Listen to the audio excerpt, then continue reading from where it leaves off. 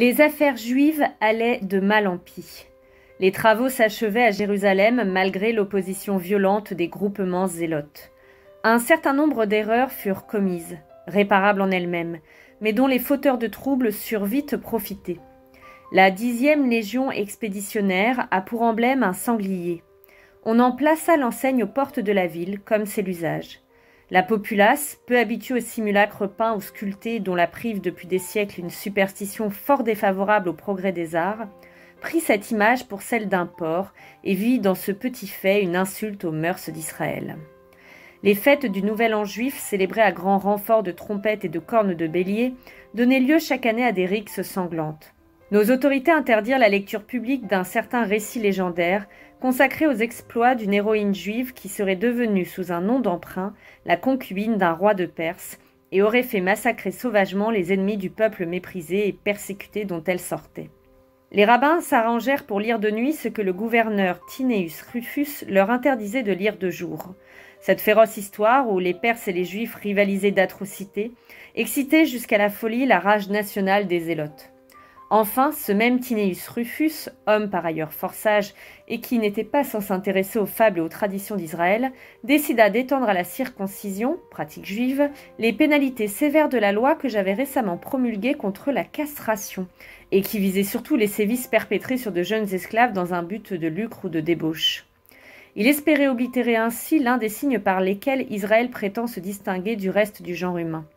Je me rendis d'autant moins compte du danger de cette mesure, quand j'en reçus avis, que beaucoup des Juifs éclairés et riches qu'on rencontre à Alexandrie et à Rome ont cessé de soumettre leurs enfants à une pratique qui les rend ridicules aux bains publics et dans les gymnases, et s'arrangent pour en dissimuler sur eux-mêmes les marques. J'ignorais à quel point ces banquiers collectionneurs de vases myrrhins différaient du véritable Israël. Je l'ai dit, rien de tout cela n'était irréparable, mais la haine, le mépris réciproque, la rancune l'étaient. En principe, le judaïsme a sa place parmi les religions de l'Empire. En fait, Israël se refuse depuis des siècles à n'être qu'un peuple parmi les peuples, possédant un dieu parmi les dieux.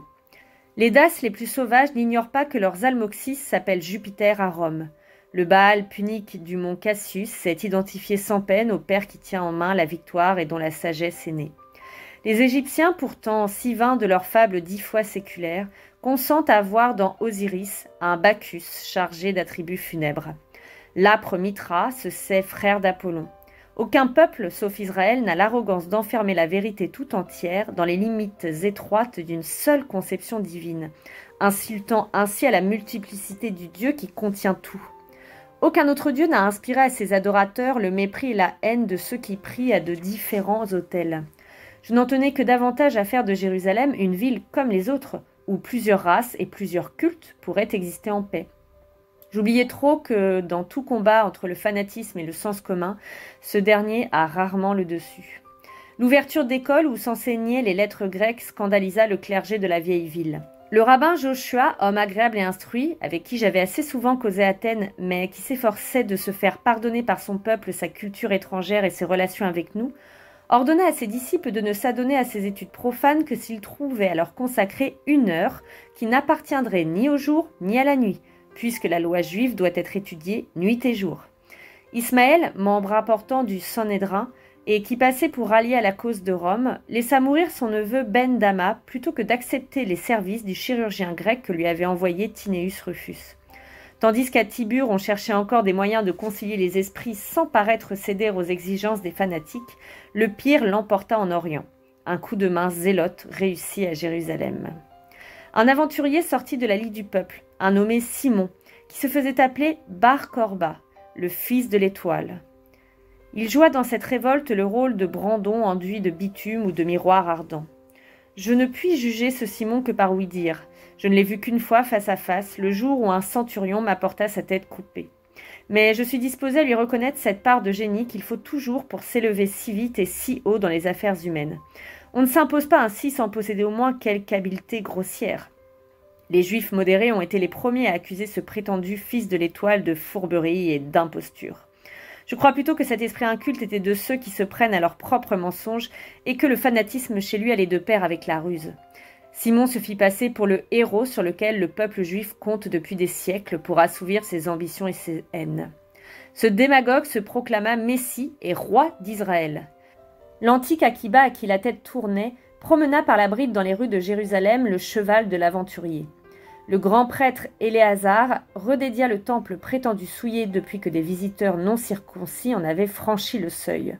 Des monceaux d'armes rentrées sous terre depuis près de 20 ans furent distribués aux rebelles par les agents du Fils de l'Étoile.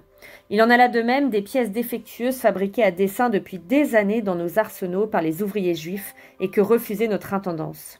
Des groupes zélotes attaquèrent les garnisons romaines isolées et massacrèrent nos soldats avec des raffinements de fureur qui rappelèrent les pires souvenirs de la révolte juive sous Trajan. Jérusalem enfin tomba tout entière aux mains des insurgés et les quartiers neufs d'Aelia Capitolina flambèrent comme une torche. Les premiers détachements de la 22e légion déjotarienne, envoyés d'Égypte en toute hâte sous les ordres du légat de Syrie Publius Marcellus, furent mis en déroute par des bandes 10 fois supérieures en nombre. La révolte était devenue guerre et guerre inexpiable. 2 légions, la 12e fulminante et la 6e légion, la légion de fer, renforcèrent aussitôt les effectifs déjà sur place en Judée. Quelques mois plus tard, Julius Severus, qui avait naguère pacifié les régions montagneuses de la Bretagne du Nord, prit la direction des opérations militaires. Il amenait avec lui de petits contingents d'auxiliaires britanniques, accoutumés à combattre en terrain difficile. Nos troupes pesamment équipées, nos officiers habitués à la formation en carré ou en phalange des batailles rangées, eurent du mal à s'adapter à cette guerre d'escarmouches et de surprises qui gardait en rase campagne des techniques d'émeute. Simon, grand homme à sa manière, avait divisé ses partisans en centaines d'escouades postées sur les crêtes de montagne, embusquées au fond de cavernes et de carrières abandonnées, cachées chez l'habitant dans les faubourgs grouillants des villes. Sévérus comprit vite que cet ennemi insaisissable pouvait être exterminé, mais non pas vaincu. Il se résigna à une guerre d'usure. Les paysans fanatisés ou terrorisés par Simon firent dès le début cause commune avec les zélotes. Chaque rocher devint un bastion, chaque vignoble une tranchée, chaque métairie dut être réduite par la faim ou emportée d'assaut. Jérusalem ne fut reprise qu'au cours de la 3e année, quand les derniers efforts de négociation se furent avérés inutiles. Le peu que l'incendie de Titus avait épargné de la cité juive fut anéanti. Sévérus accepta de fermer longtemps les yeux sur la complicité flagrante des autres grandes villes. Celles-ci, devenues les dernières forteresses de l'ennemi, furent plus tard attaquées et reconquises à leur tour rue par rue et ruine par ruine. Par ces temps d'épreuve, ma place était au camp et en Judée. J'avais en mes 2 lieutenants la confiance la plus entière. Il convenait d'autant plus que je fusse là pour partager la responsabilité de décision qui, quoi qu'on fît, s'annonçait atroce. À la fin du second été de campagne, je fis amèrement mes préparatifs de voyage. Euphorion empaqueta une fois de plus le nécessaire de toilette, un peu bosselé par l'usage. Exécuté jadis par un artisan smyrniote, la caisse de livres et de cartes, la statuette d'ivoire du génie impérial et sa lampe d'argent. Je débarquai à Sidon au début de l'automne. L'armée est mon plus ancien métier. Je ne m'y suis jamais remis sans être repayé de mes contraintes par certaines compensations intérieures. Je ne regrette pas d'avoir passé les 2 dernières années actives de mon existence à partager avec les légions l'âpreté, la désolation de la campagne de Palestine. J'étais redevenu cet homme vêtu de cuir et de fer, mettant de côté tout ce qui n'est pas l'immédiat, soutenu par les simples routines d'une vie dure, un peu plus lent qu'autrefois à monter à cheval ou à en descendre, un peu plus taciturne, peut-être plus sombre, entouré comme toujours par les troupes, les dieux seuls savent pourquoi, d'un dévouement à la fois idolâtre et fraternel. Je fis durant ce séjour à l'armée une rencontre inestimable. Je pris pour aide de camp un jeune tribun nommé Célère, à qui je m'attachai. Tu le connais, il ne m'a pas quitté. J'admirais ce beau visage de Minerve casqué, mais les sens eurent somme toute aussi peu de part à cette affection qu'ils peuvent en avoir tant qu'on vit. Je te recommande Célère. Il a toutes les qualités qu'on désire chez un officier placé au second rang. Ses vertus mêmes l'empêcheront toujours de se pousser au premier. Une fois de plus, j'avais retrouvé dans des circonstances un peu différentes de celles de naguère, un de ces êtres dont le destin est de se dévouer, d'aimer et de servir.